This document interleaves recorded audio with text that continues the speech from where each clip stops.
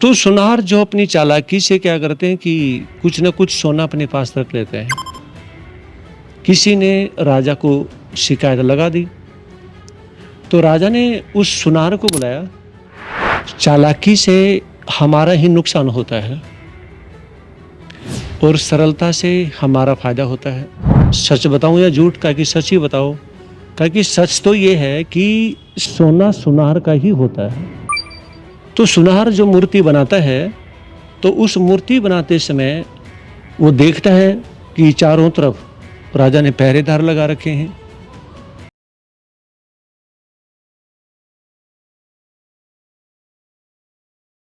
आप लोगों ने कभी विचार किया,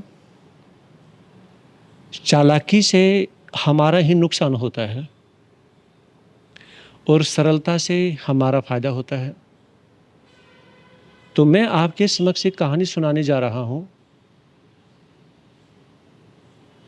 जिस कहानी में ये कहानी है एक राजा की। एक नगरी में एक राजा रहते थे। तो राजा को पता चला कि इस नगरी में एक जो सुनार रहते हैं, तो सुनार जो अपनी चालाकी से क्या करते हैं कि कुछ न कुछ सोना अपने पास रख लेते हैं। किसी ने राजा को शिकायत लगा दी, तो राजा ने उस सुनार को बुलाया और कहा कि आप सुनार को कहा कि आप सोना रखते कैसे हो? किस चालाकी से आप सोना रख लेते हो? तो सुनार कहने लगे कि राजन, सच बताऊं या झूठ? कहा कि सच ही बताओ। कहा कि सच तो ये है कि सोना सुनार का ही होता है। कहा कि मतलब? कहा कि सोना सुनार का, आभरण संसार का। कहा कि इसका मतलब क्या हुआ? कहा कि सोना सुनार का होता है और आभरण संसार का। दुनिया तो एक झूठी क्या है? दुनिया झूठी एक सजावट करती है, लेकिन सोना सुनार का होता है। कहा कि इसको सिद्ध करो। कैसे? कहा कि आप मुझे कोई मूर्ति बनाने के लिए या कोई कार्य करने के दो, तो मैं करके दिखाऊं। कहा कि ठीक है। तो उसने राजा ने एक सोने की मूर्ति बनाने के को कहा कि आप सोने की मूर्ति बनाइए। अब सुनार क्या करता है कि वैसी ही मूर्ति अपने घर पे तैयार करनी शुरू कर दी। तो उसके घर पे जब पीतल की मूर्ति तैयार हो जाती है बन करके, तो इधर राजा के महल में जब वो मूर्ति बनाता है और उसमें कोई भी जाता है तो उसकी तलाशी ली जाती है। चारों तरफ राजा के पहरेदार हैं। तो सुनार जो मूर्ति बनाता है, तो उस मूर्ति बनाते समय वो देखता है कि चारों तरफ राजा ने पहरेदार लगा रखे हैं।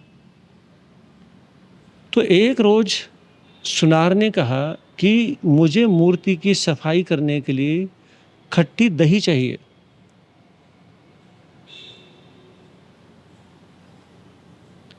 तो ऐसा कहने पर खट्टी दही मंगाई जाती है। तो सुनार की जो पत्नी है, वही खट्टी दही लेकर के जब आती है, तो उस खट्टी दही की मटकी के अंदर जो सुनार के द्वारा पीतल की मूर्ति तैयार की गई थी, वो रखी हुई थी। अब वो लेकर के आती है और पीतल की मूर्ति वहाँ निकाल देती है और सोने की मूर्ति जो सुनार ने तैयार की थी, वो उस दही वाली मटकी में रख दी और कहा कि तुम्हारी दही ज़्यादा खट्टी नहीं है, मुझे और खट्टी दही चाहिए, आप अपनी दही को ले जाइए। तो उसको वो लेकर के चली जाती है और इधर सुनार कहते हैं कि राजन, आपकी मूर्ति तैयार हो चुकी है। तो उस तैयार हुई मूर्ति को जब राजा के समक्ष लाया जाता है कि अरे ये क्या है, ये तो पूरी पीतल की मूर्ति है, मैंने तो आपको सोना दिया था मूर्ति बनाने के लिए।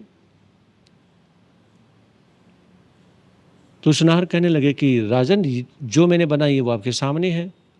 तो राजा कहने लगे मैंने सोना दिया था, ये पीतल की मूर्ति कैसे बन गई? तो उसमें दही का मंगवाना और उनकी पत्नी का आना, वो सारी बात, सारी कहानी राजा को बताई गई। तो उसमें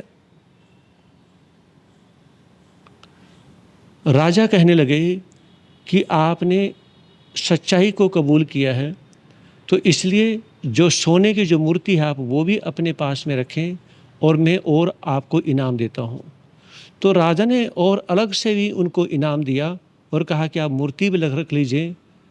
तो उसमें सुनार समझ गया था कि राजा भी समझ गए हैं कि सोना सुनार का ही होता है। कहने का तात्पर्य कि हम कोई भी कार्य करते हैं, उस कार्य के अच्छे करने में, उस कार्य के बुरे करने में हमारे ऊपर ज़रूर असर पड़ता है। कोई भी आदमी किसी भी प्रकार का कार्य करता है तो उसके कार्य करने से उसकी ज़िंदगी पर असर पड़ता है। तो यहाँ पर इतना ही कि आप अपनी चालाकी अच्छे कर्म करने में लगाइए, इतना ही। ओम शांति।